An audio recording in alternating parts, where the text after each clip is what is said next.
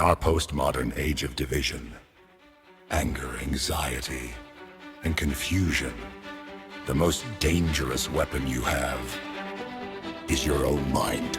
Take control! Question everything! This is the Intellectual Freedom Podcast. There is a story. It's older than writing, older than civilization itself, older than any religion still practiced on this earth.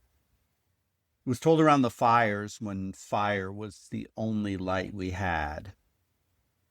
It was carved into stone in Mesopotamia, painted on cave walls in France, whispered through every language that has ever existed. And here's the staggering part. It's always the same story. Always. Sure, there are variations in the theme and the color and the flavor, but there's a hero. A world that's grown too small, a call for somewhere past the edge of everything familiar. There's a journey into the dark, a transformation, a return. From ancient Sumer to modern Hollywood, the story has the same bones, the same architecture, the same heartbeat under every telling. And here's what'll stop you almost cold if you let it land. That story is not about some ancient warrior or ancient hero. It's about a character. It's not about a character on a screen, but the story is instead about you. Joseph Campbell said it plainly, and remember, this is a man who spent his whole life reading every myth, or almost every myth, that human hands have ever written. He said the latest incarnation of Oedipus, the continued romance of Beauty and the Beast, literally stands at the street corner or stuck in traffic somewhere, just waiting for the traffic light to change.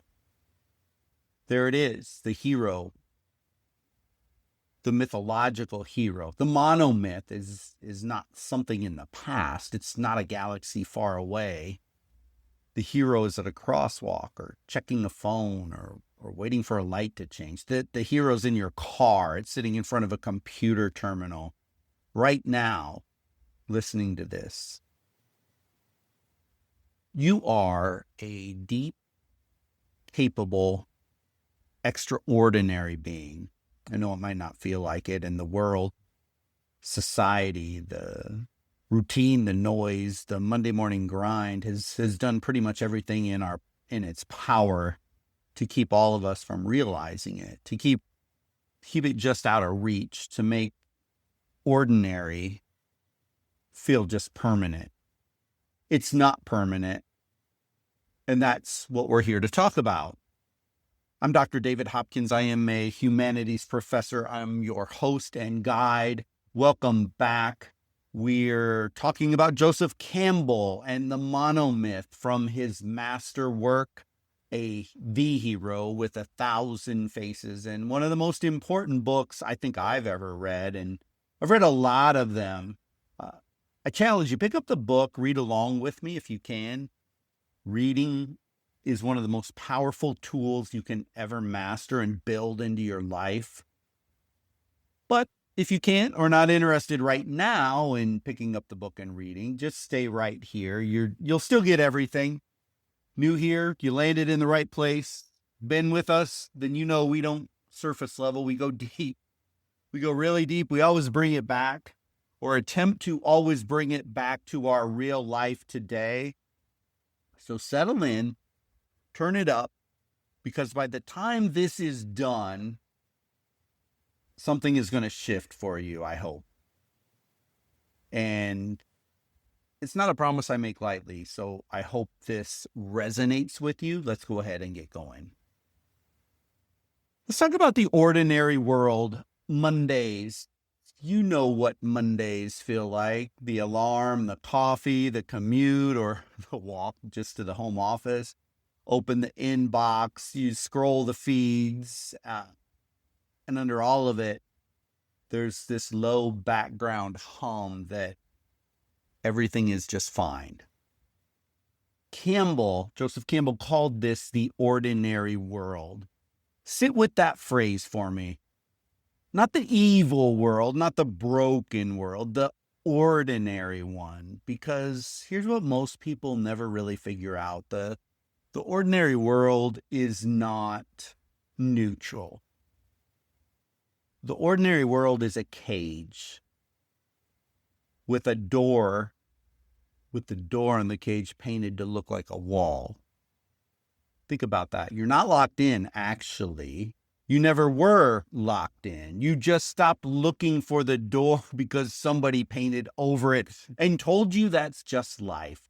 Pay your bills. Keep your head down. Thank God it's Friday. I'm not judging that life. I've lived it, grinding it out, holding it together, paying what's owed. That takes courage of its own, for certain. But Campbell is pointing at something underneath it in the book, something routine can bury alive if you let it. And here's what should give you pause. Most people die there in the ordinary world. Most people live and die entirely consumed by the ordinary world, and they call it the life. Campbell calls it something else. Campbell calls the ordinary world just the starting point, the launching pad, Act 1. And the hero always starts there every single time in the monomyth. And Luke Skywalker, use him as an example from Star Wars.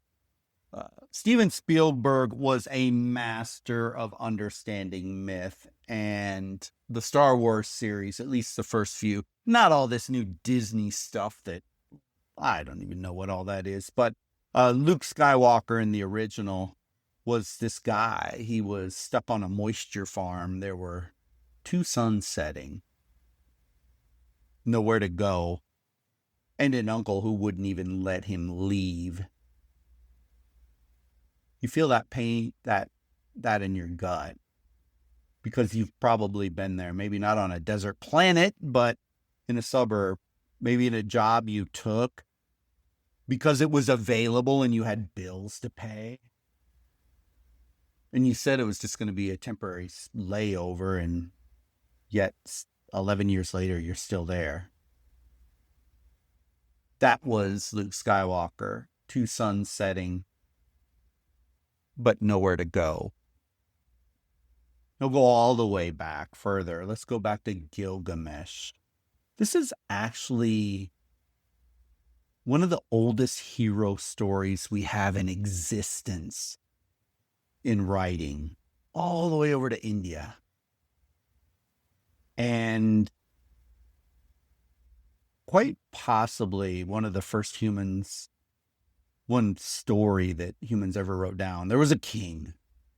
Gilgamesh was a king, a powerful one for sure, but restless, disconnected, going through the motions of ruling. Yes, he was a king, but the ordinary humdrum administrative role of being a king of a city, it's a pretty ordinary world. 5,000 years apart, same opening. They start exactly where you are right now. Society calls this normal life. Campbell calls it the launching pad. And the fact that you're listening tells me something. Tells me the hum is getting louder. The cage is starting to feel a lot more like a cage. So hold on to that feeling because we're just getting started. So we name the call. Now we get specific because the call is not what most people think. Sometimes it's a burning bush. Give Moses his due. He's the textbook case for the call. So here's this guy, Moses. He's escaped Egypt, and he's now kind of entered the ordinary world. He's tending his father-in-law's flock of sheep in the wilderness. And a bush, all of a sudden, miraculously, for no reason, catches fire. And it catches Moses' eye because it doesn't burn up. And all of a sudden, I'm sure the guy's probably thinking he's going insane. He hears a voice in the wilderness, and the voice says, "Go back to Egypt and free my people." It's pretty unambiguous, right? And notice, Moses was not looking for the bush at that time. He was just doing his job, and the call found him. The call always finds the hero in the monomyth. But here's where people get it wrong. In the world today, they use the absence of a burning bush as an excuse to just stand still. They're waiting and waiting for the sky to open, waiting for something undeniable that they couldn't possibly be expected to ignore. They want a burning bush like Moses was lucky enough to have, scared to death, I'm sure, but lucky enough to have such a clear message. But for you and I and most of us, that their actual call, the one specific to our actual life, is just sitting there, quiet and patient, filed under someday. Because most of the time, for us, the call isn't supernatural.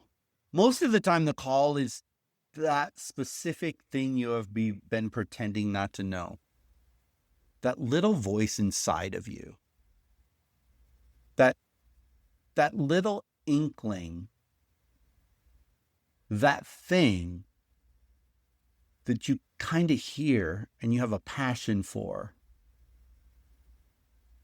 but you ignore it. It's a conversation you won't have, the work you won't start, the relationship you won't leave, or the one you won't pursue, the book sitting in your chest, the city you've always known you should move to, the thing you abandoned at 22 because somebody told you it wasn't practical and you needed to get a normal, real job. And right now, while you're listening to me, I want to name it out loud. I want you to just name it. If not out loud in your car, if you're just commuting by yourself, just in your own head right now. What is that thing that you know you should do and you've had this desire to do, but yet you've always put it off? Don't let your brain run into a grocery list or become background noise. Feel it rise up because it's there. It's always there. You know exactly what I'm talking about. What is your thing? Every human being has one. Something you do if you just reach out and go for it. Something pulling at you from the inside. And yes, it's scary. I won't minimize that. We are expert level at making that whisper quiet. We Netflix it and doom scroll it down to nothing. We ignore it. We do anything to avoid it. We can go years, decades without consciously hearing it. But it does not die. It sits inside of you and waits. And in the monomyth, the reason the monomyth captures us is in the story, something always cracks the surface. Something always brings it out. Let me show you in the real world, not myth, not a movie, a woman named Cheryl Strayed, and you can Google her and you can look her up. But here's a real life story of a monomyth that burst out of her. Her mother died. And for her, this detonates everything inside because she was so close. She came from a very abusive family. Her father was a wife-beating alcoholic, and her mom was her rock. And eventually they escaped him and started their own life. But her mom dies suddenly of cancer. After she had finally gotten her life on the right track, she was moving forward. She even enrolled in college, but After this happened and her mom dies suddenly at a very young age, her marriage falls apart. She spirals into heroin addiction, sex addiction. Everything she built comes undone, and she's standing in the wreckage of herself in her late 20s, alone, with no road forward. And something calls her. She sees a book in a bookstore, The Pacific Crest Trail. See, that wasn't a voice. There wasn't a vision. There was just a pull, this pull towards this incredible 1,000+ mile trail running all the way from Mexico, all the way up through Washington, almost to the Canadian border. And this calls her. Wasn't a vision. The pull was ridiculously irrational, impractical. 1,100 miles of wilderness, from desert to mountains to snow, everything in between. 100% alone, with a backpack so badly loaded, since she had no experience whatsoever hiking. She couldn't even lift it off the ground without help, and having never done anything like that in her entire life, she takes this call and heads to walk the entire 1,000 miles. Nobody, and I mean nobody who knew her, thought this was a good idea. Heck, people she saw on the trail didn't think this was a good idea. There was no logical case for it. There was just this call, and she was brave enough to answer it. The trail did not fix everything in her entire life, but it was the answer to get out of her addictions and move to a new level of understanding and perspective and being and self-forgiveness and forgiveness of others. And she emerges, a new woman after walking this real trail by heeding this call. And maybe you're thinking, well, I don't have a wizard at my door, and I don't have a burning bush or a dramatic backstory like Cheryl Strayed, but your call doesn't need to look like anyone else. It just needs to look like yours. And heck, it can't look exactly like anybody else because nobody has lived your life but you. And Campbell put it this way. He said, destiny summons the hero and transforms his or her life. And here's the phrase I want you to catch. It transforms their spiritual center of gravity. It doesn't transform your job or your bank account necessarily. Maybe not even your zip code. The axis of this whole life turning around, moved, permanently relocated. It moves your spiritual center of gravity. And that's what the call does. And that's what it costs. That's what it gives back as well. It may not be like the Lord of the Rings or not be 1,000 miles on foot, but you have a call in you. And if you don't know what yours is today, truly and honestly, if you don't know what yours is today, it's worth your life to find out. Because that's exactly where everything worth having is waiting. Now, as we progress in this book, you move on to a moment of hearing the call. So you know you want to move forward and you should move forward, but you refuse it. Very common in myth. And now Campbell wrote a stage for what comes next because he knew people stop here. Sometimes not just for a day or a week, but their entire life. So the refusal of the call. You know what it is already, obviously, without even reading the book. It's the snooze button, the rationalization. I'll start things when they settle down. Oh, it's too cold to start running today at 5:30. I'm too tired today.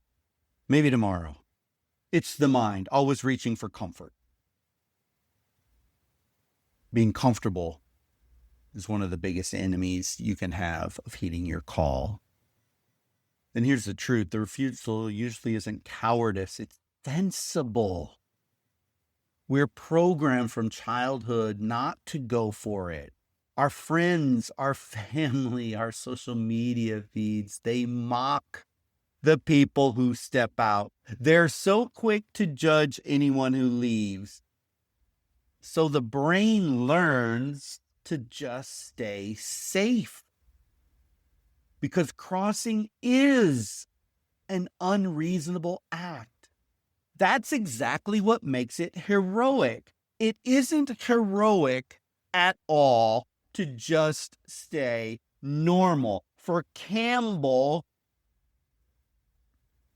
the refuse call converts the adventure into a negative. Walled in by boredom, by busy work, by culture, the person loses the power to act, and their flowering world turns into a wasteland of dry stones. And the life becomes meaningless. Oh crap, it's Monday. Thank God it's Friday. It could be worse at this job. Well, at least I'm going to be able to retire in 20 years with a pension. Those are the things when you're in the wasteland. Are you in the wasteland right now? But let me shift gears here. I love the Bible. The Bible is so rich in stories and patterns and wisdom literature. Someday I'm going to do an entire series on that, I think. But one of my favorite stories, one of the best known stories in the Bible, is the story of Jonah. So God calls him. Very clear, specific, impossible to not understand or to mishear. Jonah is told, go to Nineveh and prophesy against it. Now, historical backstory here. Nineveh was a hedonistic, violent, evil place, and anybody who would dare to enter that city and speak out against its culture, its practices. I mean, we're talking so crazy hedonistic that they would sacrifice children to their gods. And Jonah pretty much understands if he goes there and starts prophesying in public against the gods in Nineveh, that Jonah would probably get strung up and killed, and it probably wouldn't be quick and painless either. And so Jonah runs. He runs, not metaphorically. He books a passage on a ship sailing in the exact opposite direction of Nineveh. And he doesn't argue like Moses. He doesn't ask for help. He just flat out turns his back, goes below deck, falls asleep, running away. This is the refusal of the call in its most purest form. He just bolts. And the backlash of this is immediate. He's in this boat. A storm rises, very violent. Lifelong sailors are terrified. They can't figure out where or how in the world this storm came from. They know it has to be some supernatural power. They throw all their cargo overboard, trying to lighten the load so they can keep control of the ship. They cast lots to find who brought this down on them. The lot falls on Jonah, and to his credit, I mean, Jonah says, yeah, guys, I did this. Just throw me overboard. And they do. And the sea calms immediately. And Jonah goes and is swallowed into the belly of a whale. 3 days in total darkness. Then he comes out and goes to Nineveh. Hear that. Refusing the call does not cancel the call. It just made the path to it run through the belly of a whale instead of an open road. You can run, you can deny, you can pretend it doesn't matter. You can justify why you don't heed your call all you want to. And heck, you could book a a boat trip in the opposite direction, but the call doesn't withdraw. It doesn't move on to the next candidate. It sits, it ferments, it waits, and it waits, and it waits, and it'll pull whatever it has into your path to bring you back around eventually. Eventually. So the call always stays there, exactly where you leave it. So I want to flash back here to King's North and the Machine, Against the Machine. You know, we just finished up a series on that. And if you didn't listen to that series, I highly recommend go on back and do it. But so modern people tend to fashion themselves their own God. That's one of the theses that we saw in that book when we read it. And the self that serves only the self. We put ourselves first, second, and third. Take care of yourself. Self-care, self-love, self-everything. You deserve this. You deserve that.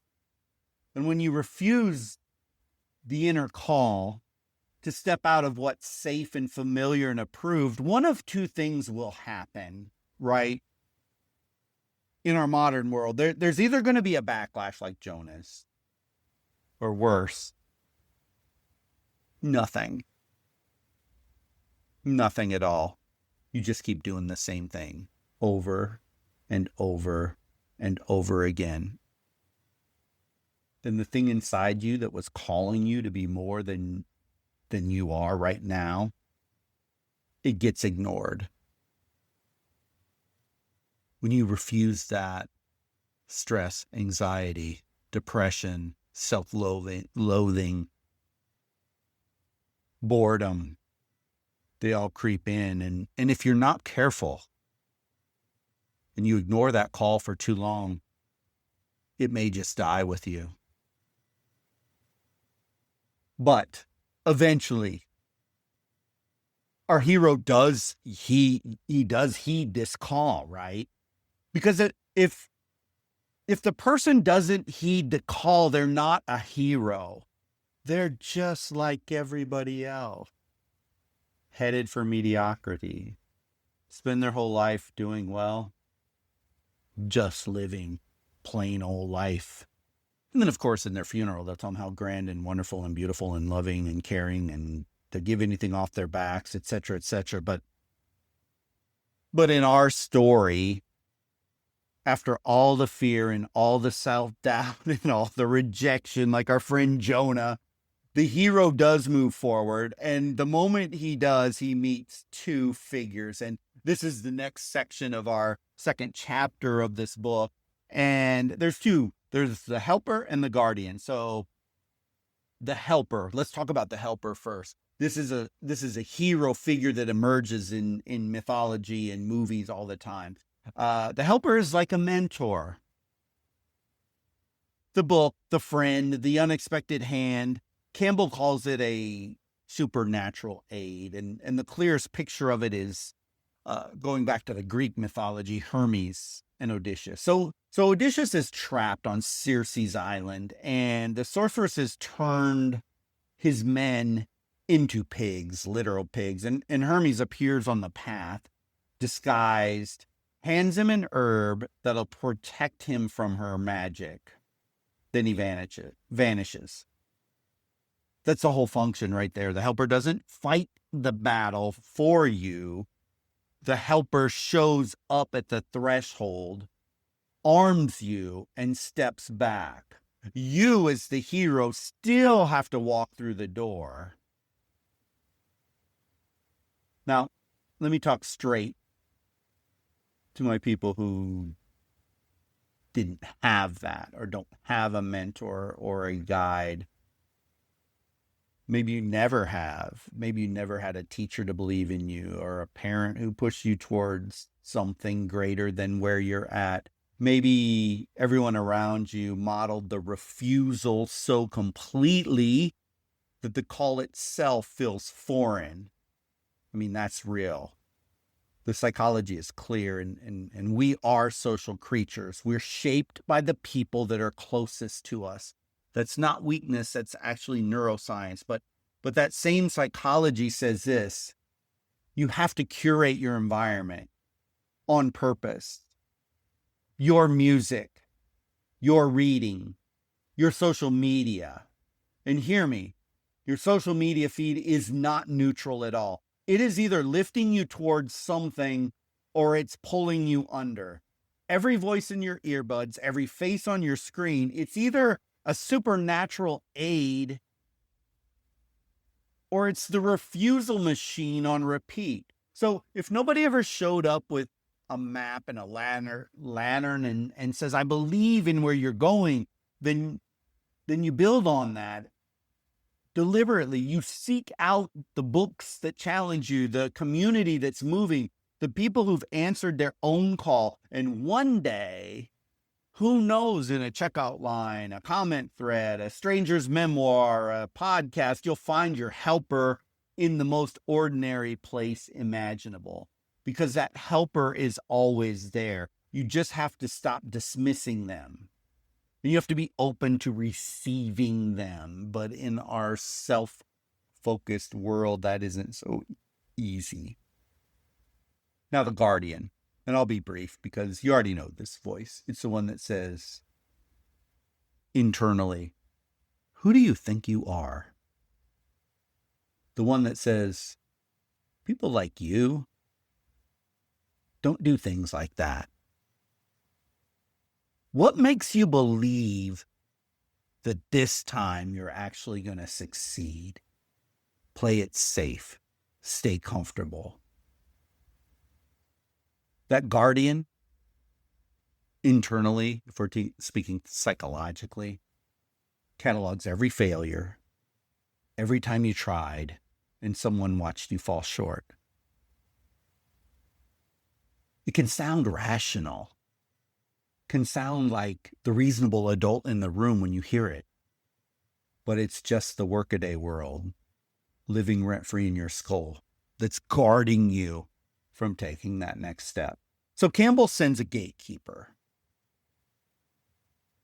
And he discusses a number of myths where a gatekeeper sits there. And he talks about a Japanese myth. It's Raiden, the thunder god, standing at the gates of the divine realm, enormous, terrifying. Every signal in your body says, turn the heck around. You don't want to go anywhere near here. But here's the critical thing. For the brave, Raiden isn't evil. The guardian is never the villain. The guardian's whole job is to stop the ones who aren't ready and let through the ones who are. The question Raiden's asking, the question every guardian is always asking is just, how much do you want this? How much do you need this? And the guardian, in most myth, and you read about those in the book, they wear two faces at once. Outside the door that won't open, the person who says you can't, the institution that says you're not qualified. Inside of you, that voice is in your own throat. Same figure, different mask. And the only answer that ever works is to keep walking toward the door anyway. Because that crossing, when you reach the guardian, and you confront that guardian, stepping through the door, despite everything the guardian is screaming at you, whether it's somebody in your family or your own internal voice, that's where the journey actually begins. And that brings us in the book to the next section called The Crossing. So you pass the guardian.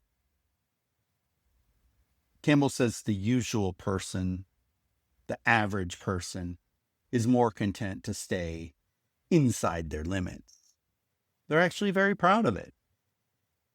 More than content. Proud to color inside the lines, proud to be reasonable, responsible, pillar of the community, safely contained inside the life that was handed to them. And the whole world applauds that pride, rewards it actually, reinforces it every single day. But then there are those heroes that cross through.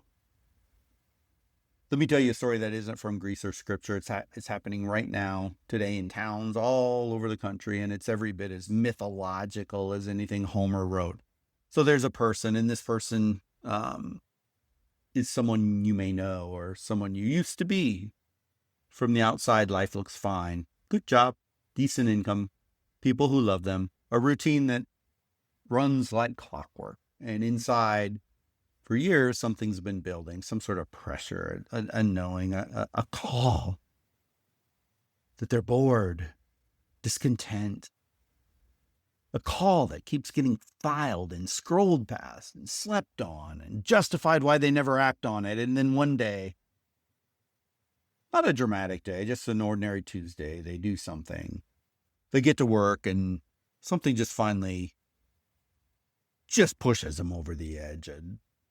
A scathing email, an accusation of something, and they storm into their boss's office and they quit. They quit, and they walk out feeling something more powerful than they've ever felt in their life. Scared, anxious, concerned, but like with a sense of freedom. You ever quit a job and just been like, oh, thank God, I'm free, I'm free, I'm free. So they make the call. They've been dodging for years. They take that first concrete, irreversible step. And the world never cheers them when they do this. And our modern hero, hands probably shaking, stomach in knots, thinking to themselves, my gosh, what have I done? The guardian screaming at them, go back and beg for your job back. Then they get home and their inbox is filled and their text message is filled with, oh, are you okay? Oh my gosh, are you sure you're fine? The ordinary world looks at them and says, come back, safe here. What in the world are you doing? Are you sane? But they cross anyway. That's the heroic act that's talked about in A Hero with 1,000 Faces. That's the crossing. Not a sword, not a dragon, the crossing. The first irreversible step into an unknown life. And here's what makes it permanent once you cross. The ordinary world can't take you back unchanged. Even if you fail, even if it all collapses and you come crawling back to everything familiar briefly, you're not the same person as you were when you left. You've seen past the wall. You've walked through. You can't unsee it. The cage will never look entirely the same again. You're a hero the moment you cross, because most don't cross. So when you succeed, not when you come home with the prize, the moment you step through, that's when the myth becomes yours. That's when the journey begins. Campbell will not let us romanticize this in the book. He won't let us pretend the far side of the threshold is triumph and swelling orchestra, because it's not. And in mythology and in wisdom texts and religious texts, that is not the way it works. Because on the other side of the threshold is the belly of the whale. And the word Campbell, the word Campbell chooses for what happens there is self-annihilation. Sit with that. The crossing doesn't just change your circumstances. It starts the dismantling of your identity.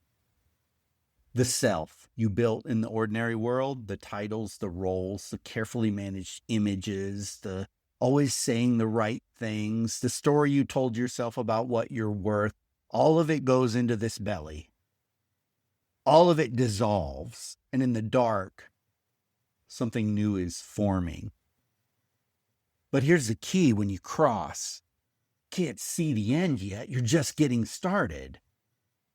From inside the belly, my gosh, it can just feel like you're dying.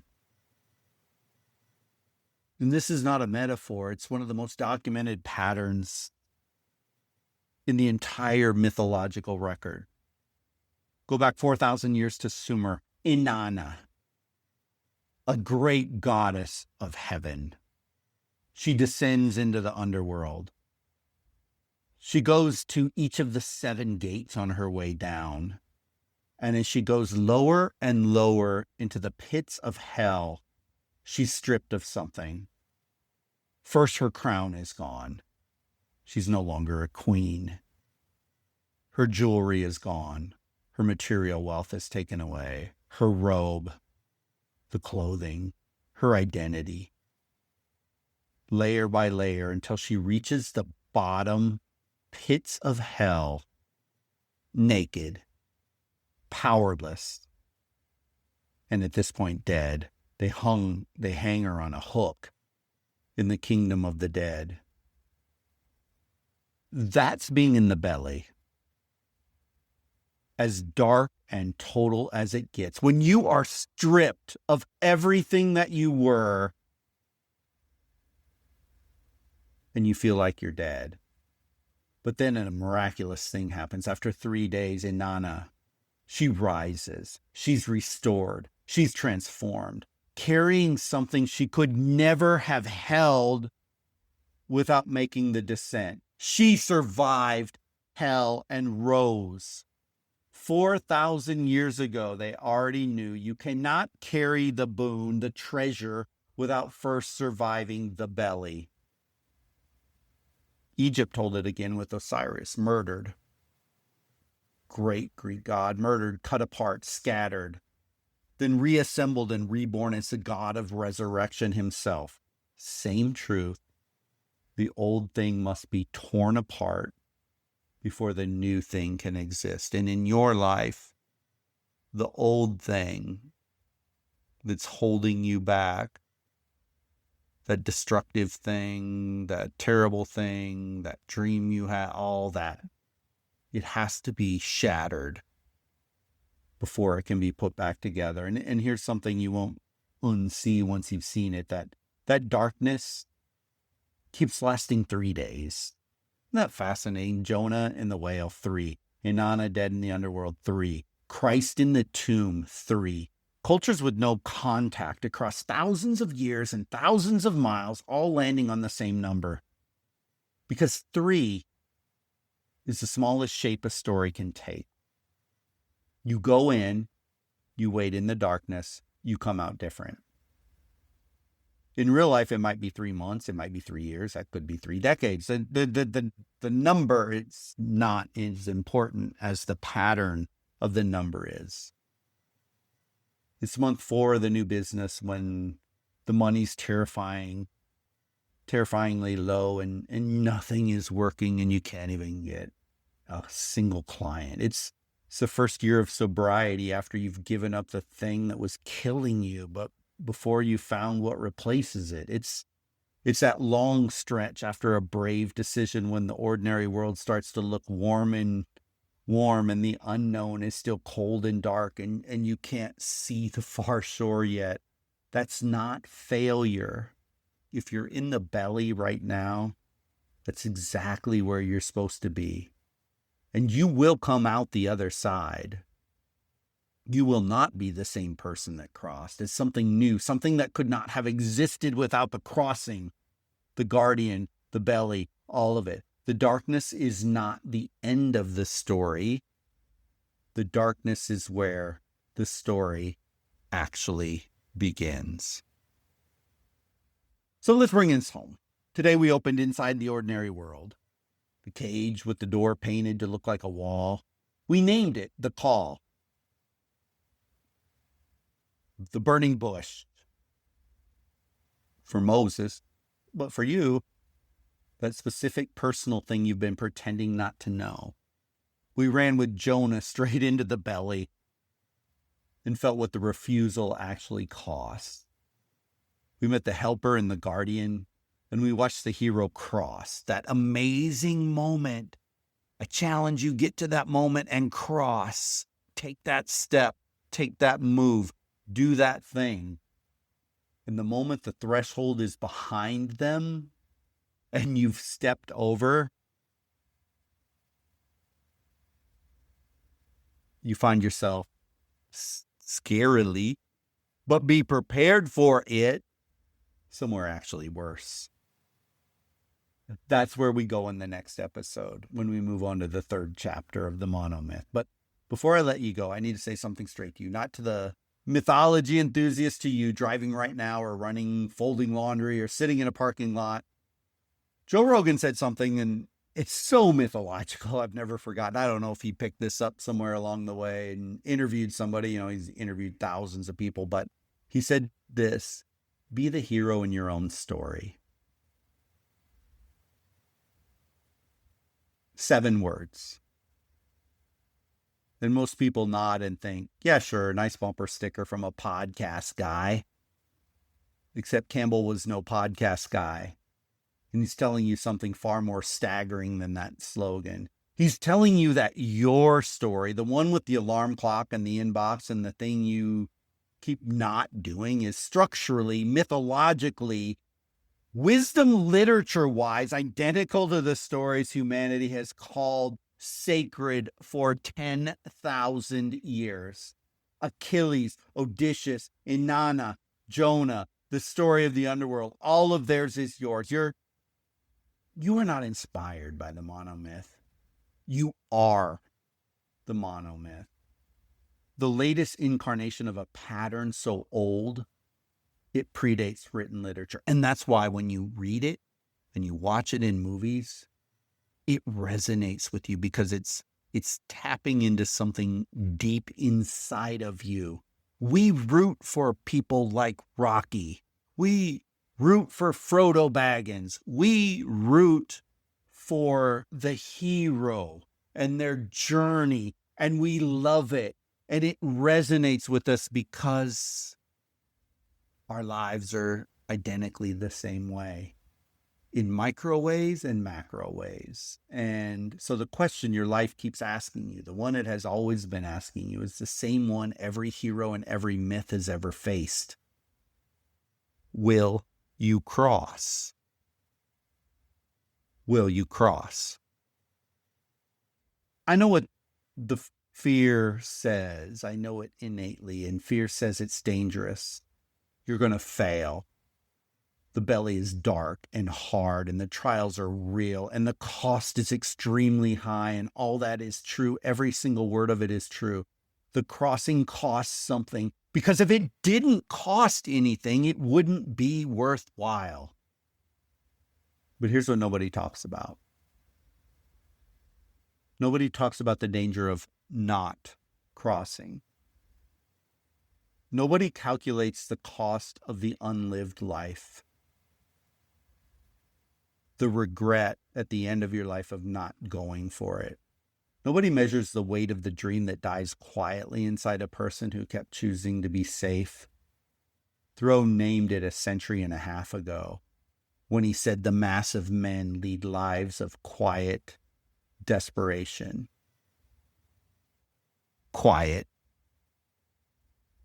Quiet, that's the word. Not dramatic, passionate, loving, meaningful, purposeful, but leading a life of quiet desperation. Not tragic in any nameable way, like a Greek tragedy, just the slow erosion of who you were becoming. The call going silent until you can't hear it anymore. That's the danger nobody warns you about. That's the risk that never makes it into the cost-benefit analysis. You want to talk about what should terrify you? Don't tell me about the belly of the whale. Tell me about the person who never crossed. Tell me about the life that was right there, pulling, calling, yearning to be lived and never was. Tell me about reaching the end of your days with the unlived life still inside of you, like an unopened letter. That's what should keep you up at night. The hero crosses, though, in the monomyth, and yes, the land is far worse initially than where they were. And next time we're going to go into the initiation. We're going to talk about the trials, the abyss, the thing in the dark with your name on it. It's not clean and it's not comfortable, And it's not the part anybody volunteers for, but it's so important for all of us to understand it when we take on the journey. But our hero has crossed. The threshold is behind us. And even trembling, even lost, even swallowed whole, our hero is now more alive in the darkness than the one who never left the light. I'm Dr. David Hopkins. This is the Intellectual Freedom Podcast. Until next time.